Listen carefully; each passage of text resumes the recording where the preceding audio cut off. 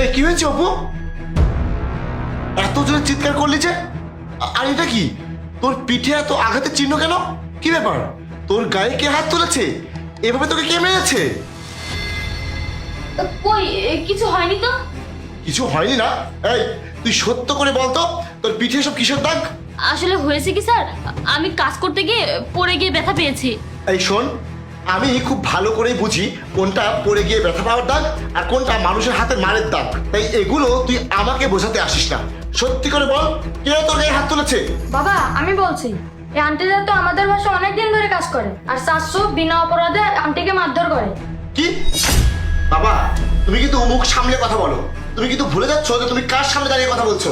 আমি একজন police inspector, আর তুমি আমার সামনে দাঁড়িয়ে আমার ছোট ভাই মানে তোমার চাচু নামে তুমি বদনাম করছো।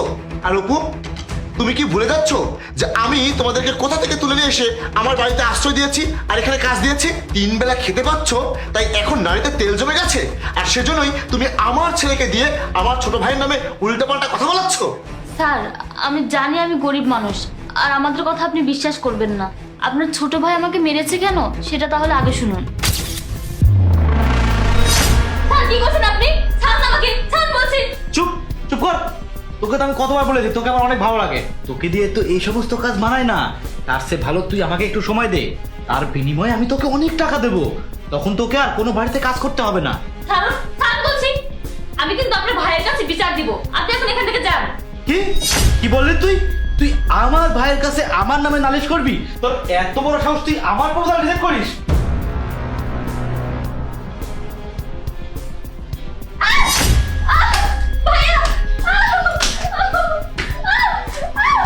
এরপর যদি আর একদিনও আমার ভাইয়ের কাছে বিচার দেওয়ার কথা বলিস তাহলে তোকে আমি মেরেই ফেলবো। আর তোর প্রতিবন্ধী বাবা আছে না, তাকেও আমি মেরে ফেলবো, কথাটা মনে রাখিস।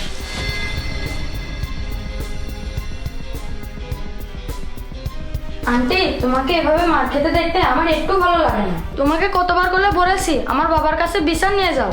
না না বাবা, বড় স্যারকে কিছু বলা যাবে না।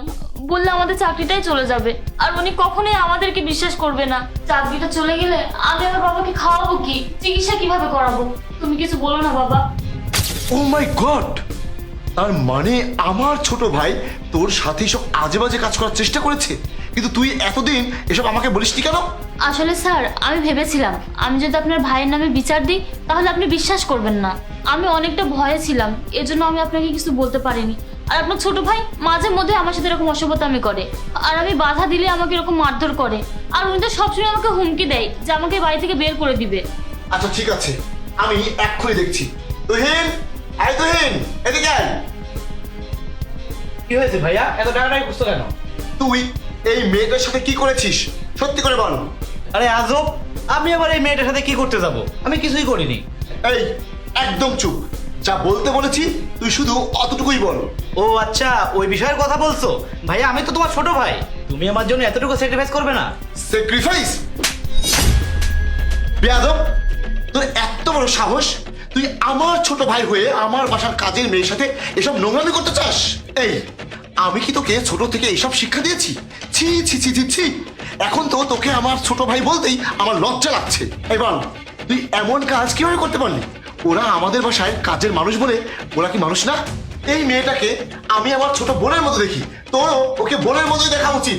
আর তুই এই মেয়েটার উপরে বদনজর দিস কেন? কেন বল? তুই ওকে নিজের ছোট বোনের মতো ভাবতে পারিস না? তোর এসব কুপ্রস্তাবে ও রাজি হয়নি বলে তুই ওকে তোর বেল্ট খুলে মেরেছিস।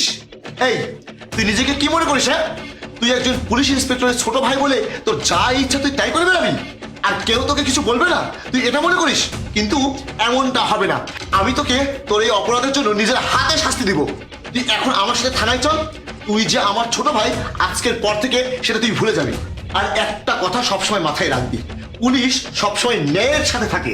অন্যায় যেই করুক না কেন, নিজের ছোট ভাই হোক আর বাবাই হোক না কেন, কখনো তাকে ছাড় দেয় না। প্লিজ ভাইয়া, আমাকে এবারকার মতো মাফ করে দাও, আমার অনেক বড় ভুল হয়ে গেছে, আমি এমনটা কখনো করব না। না, তোর কোনো ক্ষমা হবে না। তোকে যদি আজকে ক্ষমা করি, তুই কালকে আবার ওই একই কাজ করবি, আর এইসবের ড্রাইভার আমার উপরে এসে পড়বে। আরে এই, তুই কি ভুলে গেছিস যে বাড়িতে আরেকটা ছোট বাচ্চা আছে? তুই যদি এসব করিস তাহলে বাড়িতে তো একটা ছোট বাচ্চা থাকে, ও তোর কাছ থেকে কি শিখবে? চল চল, থানায় চল আমার সাথে, চল। না ভাইয়া, না। চল।